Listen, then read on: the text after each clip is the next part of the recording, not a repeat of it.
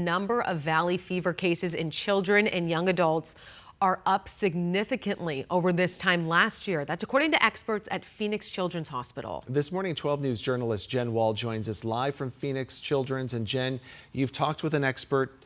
Can we avoid valley fever exposure in Arizona? That's the big question. How do I do it?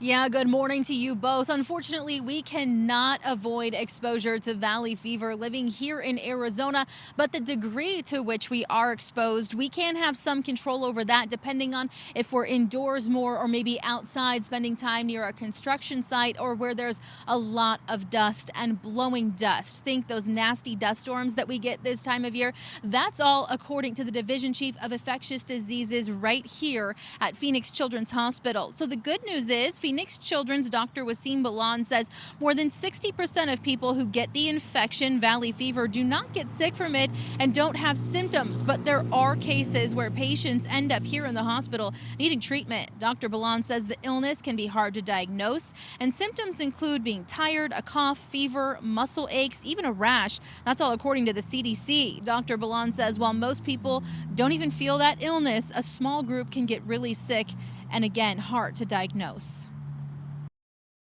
It's not a straightforward, kind of infection like, let's say, an ear infection where you get your course of antibiotics and you're done.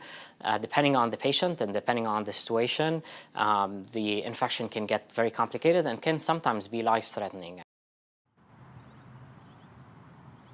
So we brought you the story of 17-year-old Noah Peterson back at 5:30 a.m. and we're bringing it back now. His mom, Amy, says he got really sick with valley fever at the end of 2021 for 2 weeks. Amy says he was in and out of the hospital, saw 12 different doctors, was misdiagnosed, given medicine that made him sicker, lost 20 pounds and could not breathe. So once he was finally diagnosed with valley fever, the star high school basketball player with hopes of playing in college had to sit out for an entire year to heal. Then his mom says after cheering his Highland High basketball team on the sidelines while he recovered for that year, he got to then take to the court with his senior team his senior year to win the 6A state championship. And it was one of those moments that I'll start crying right now. I look back at pictures and I just get so emotional because all of these boys, they're a team, they fought so hard to get there. And his story in particular with how hard he had to fight to get back and then to have this great success at the end of it was just super inspiring.